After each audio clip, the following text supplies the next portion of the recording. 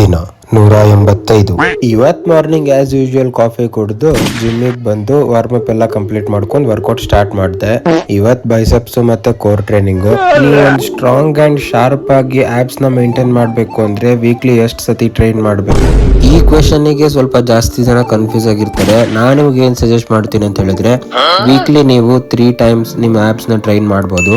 Weekly 3 time ಅಷ್ಟೇ ಯಾಕೆ ಮಾಡಬೇಕು, 6 ಟೈಮ್ ಯಾಕೆ ಮಾಡಬಾರ್ದು ಅಂತ ಹೇಳಿದ್ರೆ, ನೀವು ಮಾಡೋ ಟ್ರೈನಿಂಗು ರಿಕವರಿನ ಕೇಳುತ್ತೆ. ಎಕ್ಸಾಂಪಲ್, ನೀವು ಇವಾಗ ವರ್ಕೌಟ್ ಮಾಡಿ ಅದನ್ನ ಮಸಲ್ ಬ್ರೇಕ್ ಡೌನ್ ಮಾಡಿದಿರಾ ಅಂತ ಹೇಳಿದ್ರೆ, ಅದನ್ನ ನೀವು ಪ್ರಾಪರ್ ಆಗಿ ರೆಸ್ಟ್ ಮಾಡಿ ರಿಕವರ್ ಆದ್ಮೇಲೆ ಅದು ಮಸಲ್ ಬಿಲ್ಡ್ ಆಗುತ್ತೆ. ನೀವು ಅದನ್ನ ರಿಕವರಿ ಮಾಡ್ಲಾರ್ದಂಗೆ ಮತ್ತೆ ಟ್ರೈನ್ ಮಾಡಿದ್ರೆ ಅದು ಮಸಲ್ ಗ್ರೋತ್ ಆಗುವ ಚಾನ್ಸ್ ಕಡಿಮೆ ಇರುತ್ತೆ. ನಾನು ಅದನ್ನ ಅವಾಗಿಂದನೂ ಹೇಳಿದೀನಿ, ಇವಾಗ್ಲೂ ಹೇಳ್ತಾ ಇದ್ದೀನಿ, ನೀವು ಮಾಡೋ ಟ್ರೈನಿಂಗ್ ಗಿಂತ ನೀವು ಮಾಡೋ ರಿಕವರಿ ಬಹಳ ಇಂಪಾರ್ಟೆಂಟ್ ಆಗುತ್ತೆ. ಸೊ ನಿಮ್ ರಿಕವರಿ ಮೇಲೆ ಫೋಕಸ್ ಮಾಡಿ. ನಾನು ಆಫೀಸಿಗೆ ಈ ಪೋಲೋ ಟಿ ಶರ್ಟ್ ವೇಡ್ ಮಾಡ್ಕೊಂಡು ಹೋದಾಗೆಲ್ಲ ನನ್ನ ದೃಷ್ಟಿ ಎಲ್ಲಿ ನನಗೆ ತಾಗ್ಬಿಡುತ್ತೆ ಅಂತ ಹೇಳಿ ಭಯ ಆಗ್ತಿತ್ತು.